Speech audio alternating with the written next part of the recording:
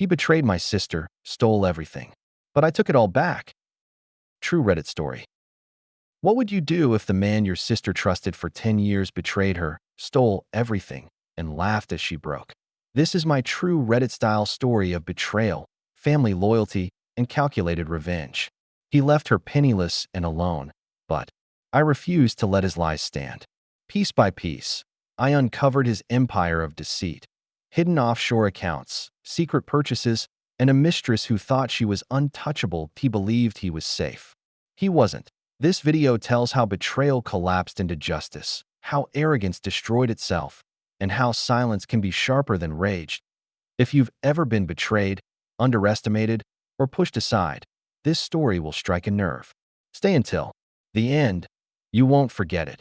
Backhand index pointing right. Subscribe for more Reddit stories, betrayals, and true life dramas that expose the darkest sides of human nature. The phone call ended, but his laugh clung to me like a rusted hook buried too deep in flesh.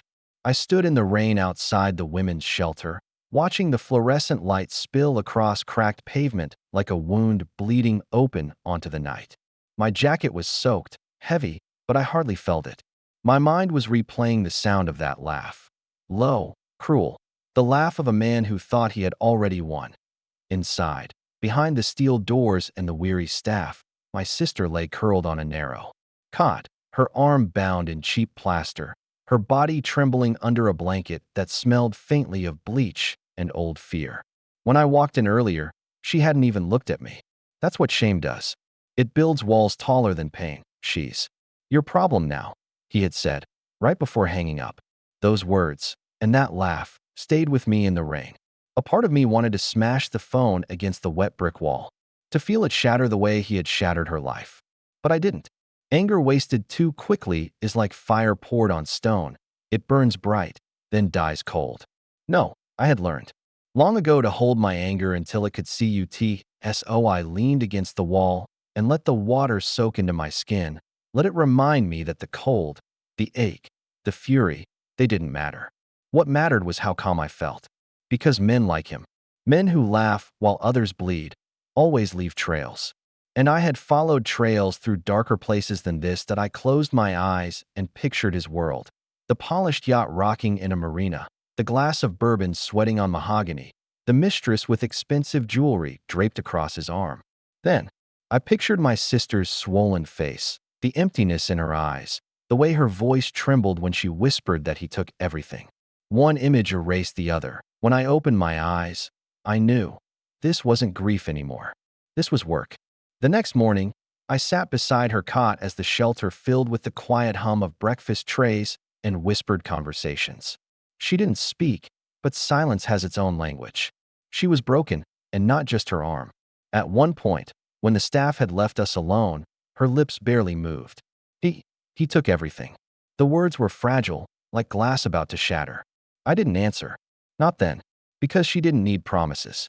She needed rest. Later, while she drifted into shallow sleep, I sat at the intake desk, combing through the papers they had piled carelessly in a folder. Dates, injuries, withdrawals from their joint accounts, loans signed under her name. It all formed a timeline too. Need to be coincidence. He hadn't stormed out in anger, like some impulsive coward. No, he had studied her loyalty like a surgeon studies an artery. He'd planned it, cut her open carefully, and bled her dry without her even noticing. The house was gone, transferred into a shell trust, their savings emptied, their accounts stripped to nothing. And then, once she was hollow, he walked away. That was what chilled me. Not the mistress, not even the betrayal itself. It was the calculation. I'd seen it before, in war zones, in boardrooms, in the quiet rooms where men traded loyalty for scraps of power. Betrayal kills slowly. It drains. The will before it drains the blood. She had given him everything, and he had left her with nothing. That was the truth. And I swallowed it like glass. I didn't storm his yacht. I didn't throw rocks through his windows or shout his name in the street. Rage is noisy. Strategy is quiet. And I've always trusted quiet more. So I waited. Through a contact from my old days, someone who owed me more than one favor. I pulled his financial records. It didn't take long to see that for all his arrogance, he was careless. Offshore accounts in the Cayman Islands. Cash purchases that didn't align with his reported income. Payments for jewelry, cars, private trips, all threaded together with the same arrogance he wore like a suit. He thought he was invisible. But men like him never are. I didn't touch his accounts. Not yet. I only gathered. Every statement, every wire transfer, every sloppy attempt to cover his tracks. I collected them, page after page, until the file was thick enough to choke him. But I needed more than numbers. Numbers don't bleed. People do. So I followed her. The mistress, she was easy to track. Women like her always are. The kind of woman who lives in storefront glass, who wants to be seen, adored, envied. She moved through the city like a parade, designer stores, hair salons, restaurants where the wine list cost more than most people's rent. Always laughing too loud, always clinging to his arm as if he were oxygen. She thought she was untouchable. They both did that. I didn't confront her. I didn't need to. I simply documented. Receipts.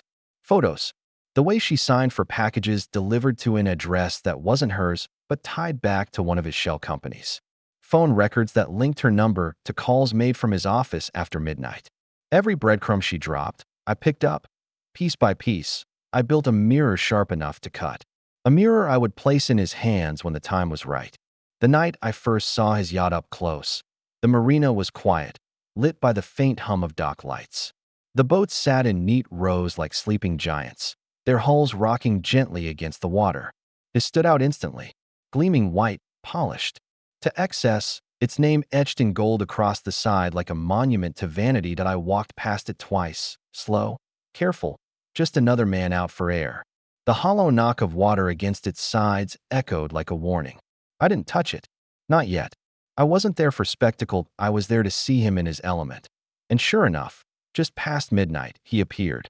I watched from the shadows as he stepped onto the deck, a glass of bourbon in one hand, his other draped over her waist. They laughed together, loud, careless, the kind of laughter that only comes from believing the world is yours. For a moment, I felt the heat rise in my chest. My sister was lying in a shelter, broken, while he toasted the night with 50-year-old whiskey. But I didn't move, because patience is sharper than rage. By the time I was finished collecting, the folder was heavy in my hand. Thick with evidence, thick with betrayal spelled out in black and white. Offshore accounts, receipts, photos, dates, phone logs. Enough to shred his life into pieces. But I didn't mail it to lawyers. Not yet.